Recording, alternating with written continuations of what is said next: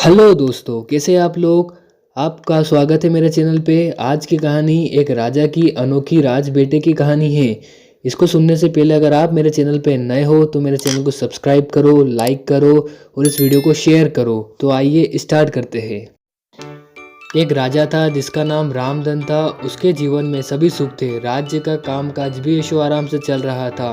राजा के नैतिक गुणों के कारण प्रजा भी बहुत प्रसन्न थी और जिस राज्य में प्रजा खुश रहती है वहाँ की आर्थिक व्यवस्था भी दुरुस्त होती है। इस प्रकार हर क्षेत्र में राज्य का प्रवाह अच्छा था।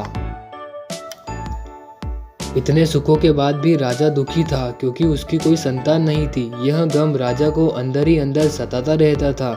प्रजा को भी इस बात का बहुत दुख था। वर्षों के बाद राजा की यह मुराद पूरी हुई और उसे एक पुत्र की प्राप्ति हुई। पूरे नगर में कई दिनों तक जश्न मना। नागरिकों को राजमहल में दावत दी गई। राजा की इस खुशी में प्रजा भी झूम रही थी। समय बीतता जा रहा था। राजकुमार का नाम नंदन सिंह रखा गया। पूजा पाठ एवं इंतजार के बाद राजा को संतान प्राप्त हुई थी, इसलिए उसे बड़े लाड़ प्यार से रखा जाता था। लेकिन अति किसी की अच्छी नहीं होती। अधिक लाड़ ने नंदन सिंह को बहुत बिगाड़ दिया था। बचपन में तो नंदन की सभी बातें दिल को लुभाती थी, पर बड़े होते होते यही बातें बदतमीज लगने लगती है। नंदन बहुत ज्यादा जिद्दी हो गया। उसके मन में अहंकार आ गया था। वो चाहता था कि प्रजा सदैव उसकी जय जयकार करे, उसकी प्रशंसा करे। उसकी बात ना सुनने पर वो कोलाहल मचा देता था। बेचारे सैनिकों को तो वो पैर की जूती प्रजा पर उतरने लगा था। वो खुद को भगवान के समान पूजता देखना चाहता था। आयु तो कम थी लेकिन अहम कई गुना ज्यादा बढ़ चुका था। नंदन के इस व्यवहार से सभी बहुत दुखी थे। प्रजा आए दिन दरबार में नंदन की शिकायत लेकर आती थी, जिसके कारण राजा का सिर लज्जा से झुक जाता था। यह एक गंभीर विषय बन गया था। एक दिन राजा ने सभी खास दरबारियों एवं मंत्रियों की सभा बुलवाई और उनसे अपने दिल की बात कही कि वे राजकुमार के इस व्यवहार से अत्यंत दुखी है।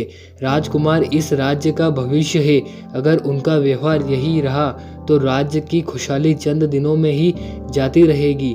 दरबारी राजा को सांत्वना देते हैं और कहते हैं कि आप हिम्मत रखें वरना निस्सहाय हो जाएंगे। मंत्री ने सुझाव दिया कि राजकुमार को एक उचित मार्गदर्शन एवं सामान्य जीवन के अनुभव की जरूरत है। आप उन्हें गुरु राधा गुप्त के आश्रम भेज दीजिए। सुना है वहां से जानवर भी इंसान बनकर निकलता है। यह बात राजा को पसंद आई और उसने नंदन को गुरु जी के आश्रम भेज दिया।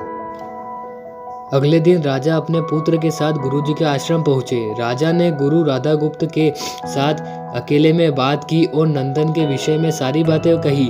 गुरुजी ने राजा को आश्वस्त किया कि वे सब अपने पुत्र से मिलेंगे, तब उन्हें गर्व महसूस होगा। गुरुजी के ऐसे शब्द सुनकर राजा को शांति महसूस हुई और वे सहर्ष अपने पुत्र को आश्रम में छोड़कर राजमहल लौट गए।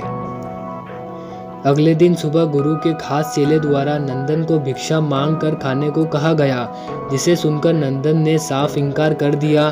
चेले ने उसे कह दिया कि अगर पेट भरना है तो भिक्षा मांगनी होगी और भिक्षा का समय शाम तक ही है, अन्यथा भूखा रहना पड़ेगा। नंदन ने अपनी अकड़ में चेले की बात नहीं मानी और शाम होते होते उसे भूख लगने लगी, लेकिन उसे खाने को नहीं मिला। दूसरे दिन उसने भिक्षा मांगना शुरू किया। शुरुआत में उसके बोल के कारण उसे कोई भिक्षा नहीं देता था, लेकिन गुरुकुल में सभी के साथ बैठने पर उसे आधा पेट भोजन मिल जाता था। धीरे धीरे उसे मीठे बोल का महत्व समझ आने लगा और करीब एक महीने बाद नंदन को भर पेट भोजन मिला। उसके बाद व्यवहार में बहुत से परिवर्तन आए। इसी तरह गुरुकुल के सभी नियमों ने राजकुमार में बहुत से परिवर्तन किए, जिसे राधा गुप्त जो भी समझ रहे थे। एक दिन राधा गुप्त जी ने नंदन को अपने साथ सुबह सवेरे सैर पर चलने कहा। दोनों सैर पर निकल गए। रास्ते में बहुत बातें की। गुरुजी ने नंदन से कहा कि तुम बहुत बुद्धिमान हो और तुम में बहुत अधिक जिसका तुम्हें सही दिशा में उपयोग करना आना चाहिए। दोनों चलते चलते एक सुंदर बाग में पहुंच गए जहां बहुत सुंदर सुंदर फूल थे जिनसे बाग महक रहा था। गुरुजी ने नंदन को बाग से पूजा के लिए गुलाब के फूल तोड़ने कहा। नंदन झट से सुंदर सुंदर गुलाब तोड़ लाया और अपने गुरु के सामने रख दिए।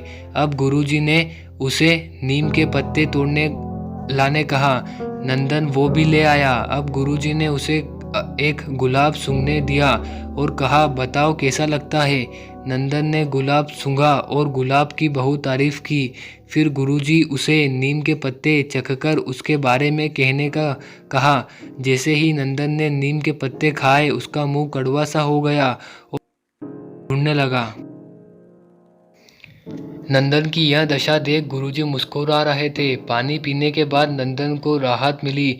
फिर उसने गुरुजी से हंसने का कारण पूछा। तब गुरुजी ने उससे कहा कि जब तुमने गुलाब का फूल सूंघा तो तुम्हें उसकी खुशबू बहुत अच्छी लगी और तुमने उसकी तारीफ की, लेकिन जब तुमने नीम की पत्तियां खाई तो तुम्हें वो कड़वी लगी और तुमने उसे थूक दिया और उसकी निंदा भी की। गुरुजी ने नंदन को समझाया, जिस प्रकार तुम्हें जो अच्छा लगता है तुम उसकी तारीफ करते हो, उसी प्रकार प्रजा भी जिसके गुण होते हैं उसकी प्रशंसा करती है। अगर तुम उनके साथ दुर्व्यवहार करोगे और उनसे प्रशंसा की उम्मीद करोगे तो वे यह कभी दिल से नहीं कर पाएंगे। इस प्रकार जहाँ गुण होते हैं वहाँ प्रशंसा होती है। नंदन को सभी बातें विस्तार से समझ आती है और वो अपने महल लौट जाता है। नंदन में बहुत परिवर्तन आता है और वो बाद में एक सफल राजा बनता है। तो दोस्तों, आपको कैसी लगी वीडियो? अगर आपको ये वीडियो अच्छी लगी हो तो मेरे चैनल को जल्द से जल्द सब्सक्राइब करें, लाइक करें। मुझे सब्सक्राइब की बहुत ज़रूरत है क्योंकि ये यूट्यूब की मेरी पहली